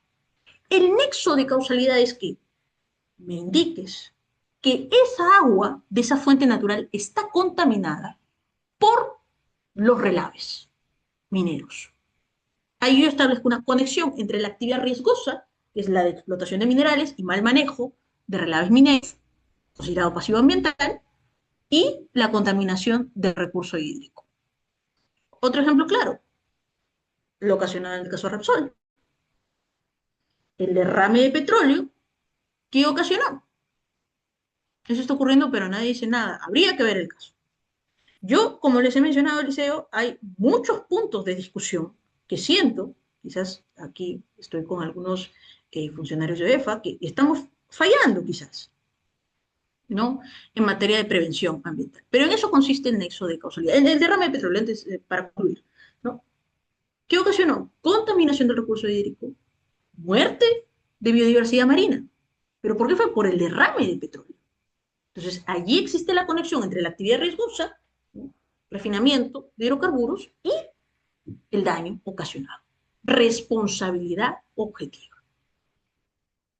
Hablamos con Aldo y hemos respondido. José Luis nos dice, bueno, llegó una consulta de la área de OEF sobre un presidente del TFA en el cual invita a analizar los criterios de corrección de la conducta, revertir y mitigar excedencias del MP. Entiendo que de esa consulta, si el administrado puede demostrar que revirtió motivo el impacto, puede archivarse. Así es, yo apliqué esa estrategia en materia de supervisión ambiental. Logré el archivo porque hubo corrección y logró establecerse que la cualificación, es decir, que los componentes ambientales del ecosistema se había mejorado la calidad ambiental y por ende se había logrado revertir ello. Sancionar si no tiene su catastro establecido. Ahí tenemos un cuello de botella. Tiene que delimitarse. Depende de lo que estamos hablando, qué tipo de sanción. Ruido, contaminación de recurso hídrico. O sea, tiene las competencias para poder realizarlo. ¿Será casuística sobre humedales? Sí, María Gracia, qué gusto verte por aquí. Tengo casuística sobre, me escribes por interno, sí, tengo casuística no solo de humedales, en materia de humedales está muy avanzado Chile. Chile tiene casuística y jurisprudencia en materia de humedales urbanos. Muy buena película. Sí, Denise, yo la recomiendo mucho. El Teflón, así es. Ya los puse en alerta, pero de ello trata. ¿Cómo se maneja cuando hay un impacto ambiental, pero no se logra identificar al responsable, o donde ya es una zona donde existe empresas que siguen contaminando? Hilary, me has dado una excelente pregunta para yo poder establecerles un criterio importante que ha sido planteado y plasmado en el caso del Oroya. El caso del Oroya, a nosotros, como país, quedamos mal, ¿no? Esa es la verdad. Hemos quedado mal en materia de responsabilidad ambiental a nivel internacional. El caso del Oroya establece un concepto que, recuerdo también, lo hemos debatido en Chile en abril de este año, y es el referido a las zonas de sacrificio.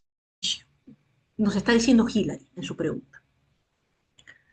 Zonas donde el Estado no interviene y donde el exceso de contaminación es tal que hay una vulneración pluriofensiva de derechos humanos. Caso Loroye, ¿sí? Caso minería ilegal, madre de Dios, donde se requiere ya una actuación en otro nivel, en un nivel coordinado, en un nivel macro, caso de minería ilegal, activar mecanismos como Pacto de Leticia o la OCA, establecer una hoja de ruta que involucre a diferentes estados. Eso es lo que se denomina zona de sacrificio. ¿Cómo se maneja esta clase de impactos ambientales? Hay ocasiones que necesitamos una política pública, como ya mencioné,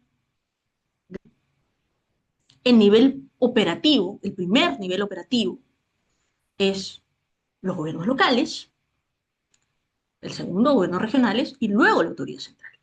Imagino, por lo que mencionas, que ya estamos frente a un ámbito de conflictividad socioambiental también. Y por ende, se requiere que intervengan organismos como, inclusive, si lo tenemos, la Secretaría de Gestión Social y de Diálogo, que ve temas de conflictividad conflictos sociales, y donde se tiene una política de manejo de conflictos sociales, donde existen una serie de empresas que contaminan y no se hace nada, no se encuentra respuesta a nivel del gobierno nacional, no se encuentra, respuesta a nivel del gobierno local o del gobierno regional, se requiere ya acudir, por ejemplo, a nivel de la Fiscalía Especializada en materia ambiental. Tenemos fiscalías especializadas en materia ambiental en la gran mayoría del país, ¿no? Es posible dividir una unidad fiscalizable, por ejemplo, una minera en una hidroeléctrica, línea de transmisión y minería. Se puede dividir y también se puede agrupar.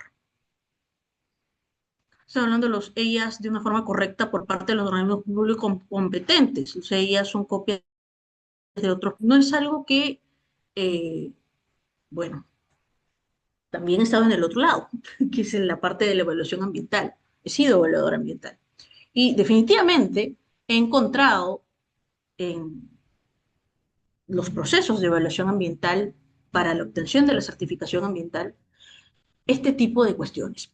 Se acaba de modificar el TUPA del SENACE, lo que implica una mayor celeridad en los procesos de evaluación ambiental. Yo confío que esa celeridad no recaiga en un copy-pega, que suelen ser errores de algunas consultoras que piensan que el análisis, ¿no?, de evaluación de impacto ambiental de la misma empresa que se encuentra esta unidad fiscalizable en Arequipa es igual que la de Lima. Y copian y pegan lo mismo. Sí, eso es verdad. Y algo que también mencionas es la correcta evaluación.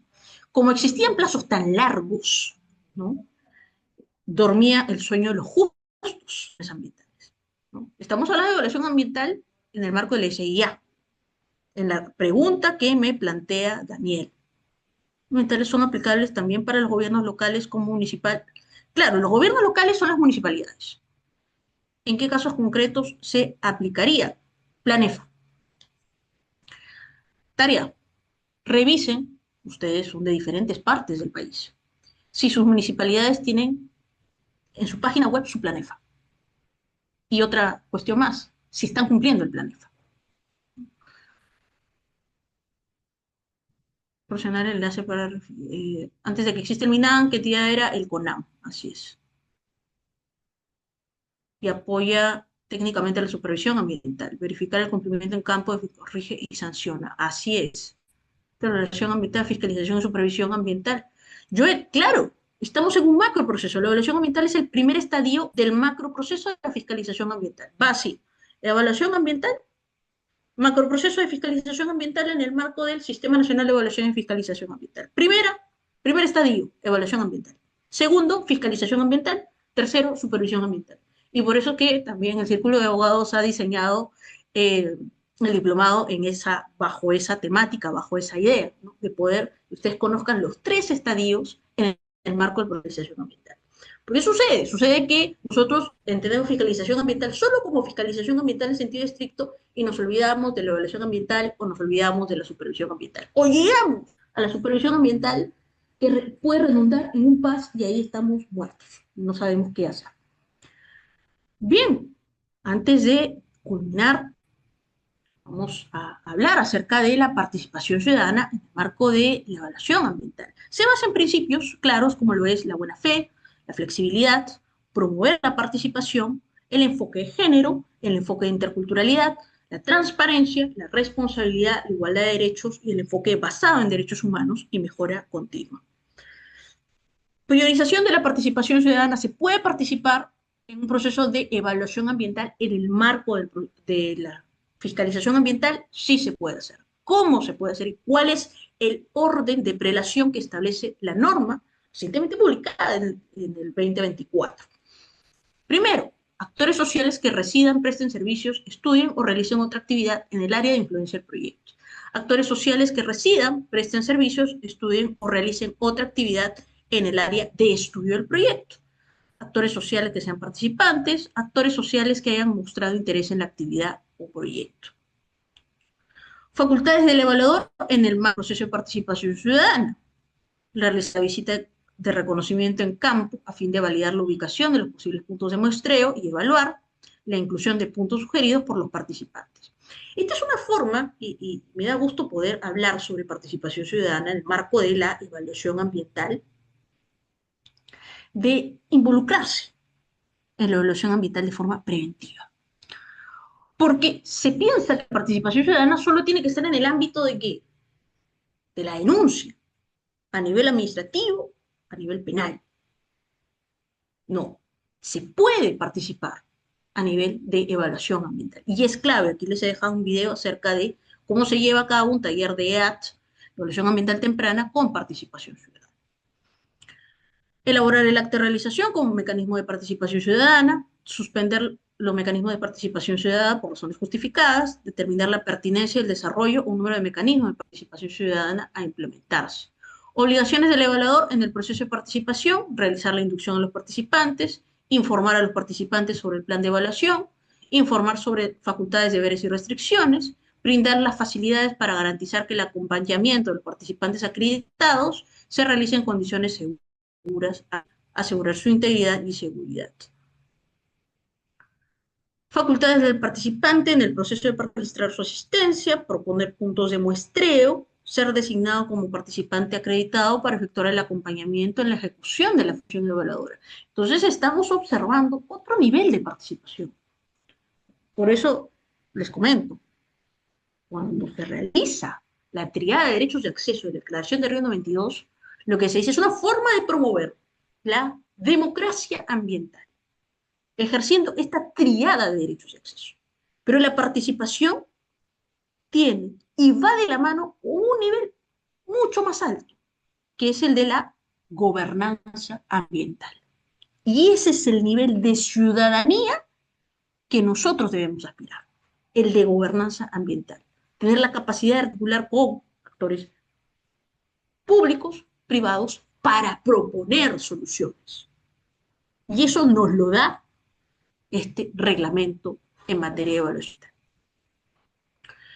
Elegir y designar entre sus miembros o autoridades a aquellas personas para actuar en su representación para el acompañamiento y la ejecución de la evaluación ambiental. Solicitar la toma de contramuestras que requiera siempre que sea técnicamente posible. Deberes del participante en el proceso de participación ciudadana: actuar de manera responsable, seguir las indicaciones del evaluador, no ingresar a zonas o ambientes no autorizados o de peligro, no ingresar a la unidad fiscalizable sin perjuicio de lo señalado, asistir a reuniones de inducción promovidas por el OEFA, respetar las disposiciones contenidas en el anexo y la normatividad aplicable. Tipos de mecanismos que nos lo da la norma: reunión para la propuesta del plan de evaluación, taller para la presentación del plan de evaluación aprobado, acompañamiento en la ejecución de la evaluación ambiental y reunión para la presentación del informe de evaluación ambiental. Fases: convocatoria, el tipo de mecanismo de participación ciudadana, lugar, fecha y hora, y una breve reseña del contenido de la realización del mecanismo de participación, y el acta de participación. Bien, antes de culminar con esta sesión el día de hoy, yo quiero dejarlos con una... Aquí ven dos imágenes, ¿no? La primera de ellas es el desarrollo sostenible de forma tradicional.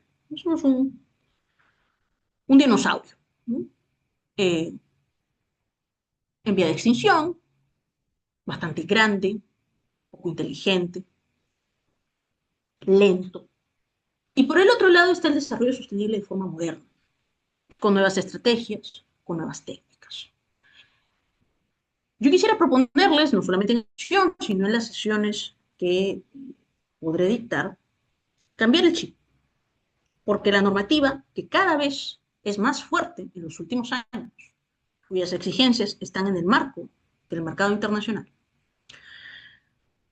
podamos aspirar a un desarrollo sostenible más moderno, lo que implica un análisis técnico, una asesoría y una consultoría técnica más moderna, que gestione riesgos, que gestione puntos de fricción, que sea un administrador de riesgos y una persona que identifique puntos críticos para brindar esa asesoría, bajo un enfoque preventivo, un compliance diferente, que es lo que yo puedo transmitirles desde mi experiencia y de lo que venimos haciendo, no solamente a nivel de Perú, sino también a nivel del extranjero.